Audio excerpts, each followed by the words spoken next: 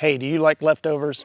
I love leftovers. And I bet you didn't know that fish love leftovers too. And the best thing about leftovers is it's a great way to save money. So let's talk about it. Be right back.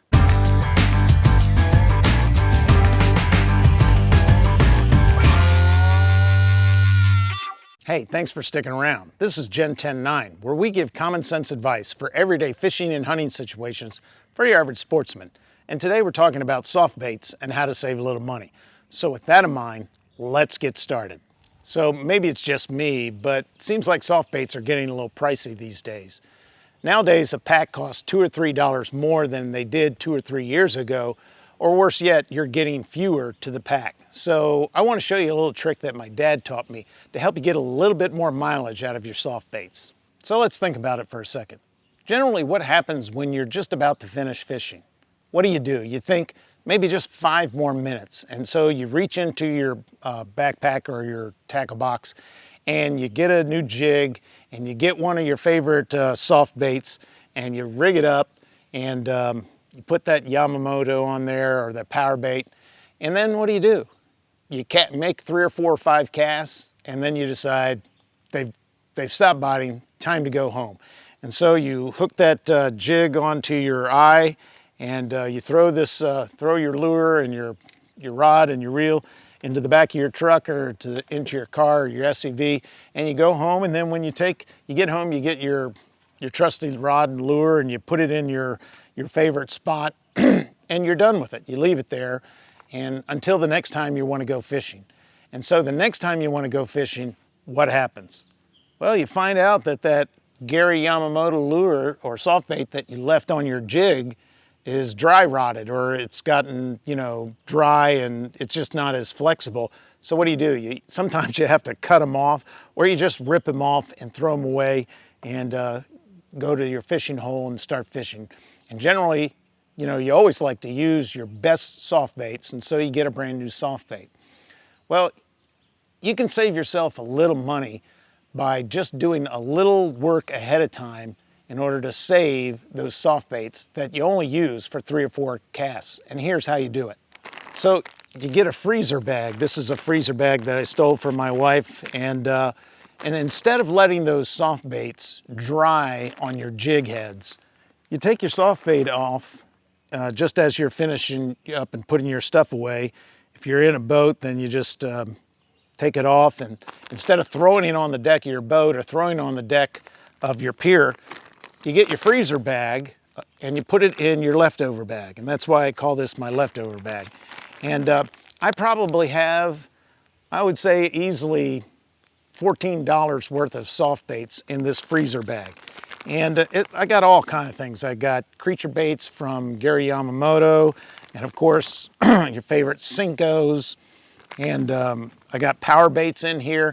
And generally speaking, for the most part, all of these soft baits, they behave pretty well in this freezer bag. Now, sometimes you'll get a weird soft bait, and it'll either melt some of your other soft baits or it'll completely dry up, and I don't know why that is. But most soft baits, will go in the same bag and they won't ruin one another. I mean, I've been doing this now for several years, and I got all manner of power baits and worms. And so I call this my leftover bag. And so when I'm finishing the day, instead of leaving that power bait on my jig head and throwing my rod and reel in the back of my car, I take whatever soft bait I was last using. And think about, this is the great part, that generally speaking, when the light is fading and you got hope against hope, you're using one of your favorite soft baits and you cast it 3 or 4 times and then nothing bites and you go home and you either throw away that soft bait or you let it dry or get bad or spoil on your rod, or leave it in the sun and it begins to melt and ruins your soft bait. Why not put it in a leftover bag and seal the bag up?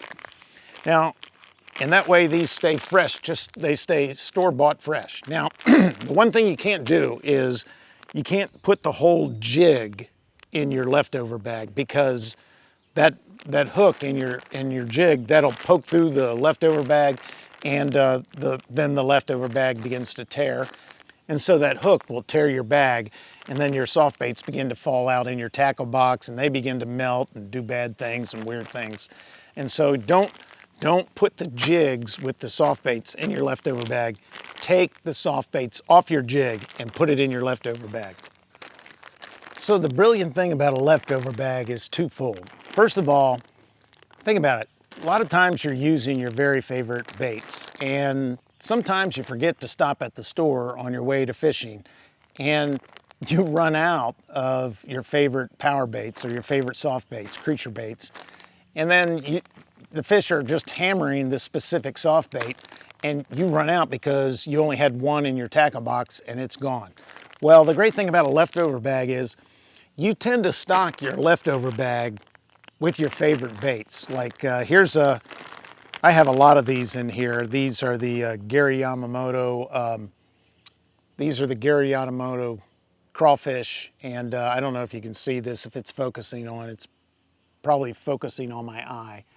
But, you know, and he's wounded, but I'd rather have a wounded crawfish that is missing one claw than no, you know, blue or black or blue power baits. Here's another one I use a lot. So, so these are all wounded. They're you know, they've been on a hook, and so they're not brand spanking new.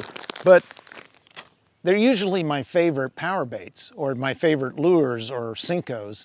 And so when I run out of the good ones, usually I have 3 or 4 or 5 in my leftover bag. So because I'm too stupid to stop at a bait shop or one of those big box retailers and get my favorite power baits, I always have a few in my leftover bag in case I run out.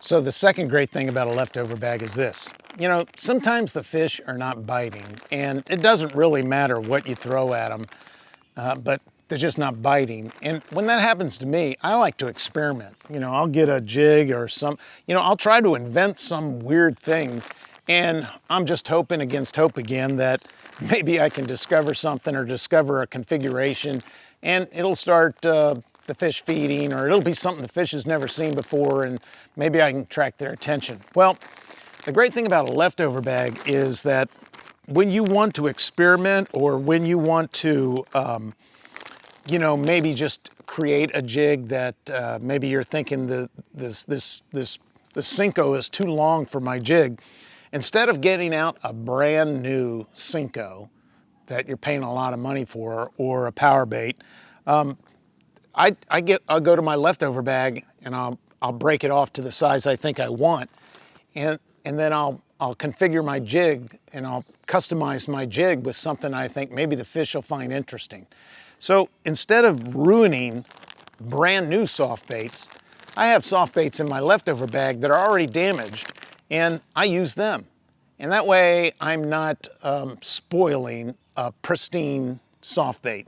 And I'm saving a little money that way. Instead of using brand new soft baits, I'll use soft baits that are already damaged, and I'll put those on my jig, or I'll put those on my rig. And that way, when the fish are not biting, I'm not wasting brand new pristine power baits or soft baits or creature baits. I'm using ones that are already damaged while I'm experimenting. And so that's the second great thing about a leftover bag. So what's the bottom line? Well, the bottom line is this. If you want to get a little more bang out of your buck and a little more mileage out of your soft baits, then start a leftover bag. A leftover bag has 2 main benefits. The first is it always has some of your favorite soft baits whenever you run out of fresh ones. And the second one is this. Whenever you want to tailor make a jig or do a little experimentation, then use some of the soft baits out of your leftover bag instead of tearing up your fresh ones. Well, in the immortal words of Forrest Gump, that's all I have to say about that. I think I'll get a little fishing in before the sun sets. So if you like the video, then hit like and consider subscribing. Hey, may the Lord put a lunker on the end of your line. Thanks for watching, and God bless.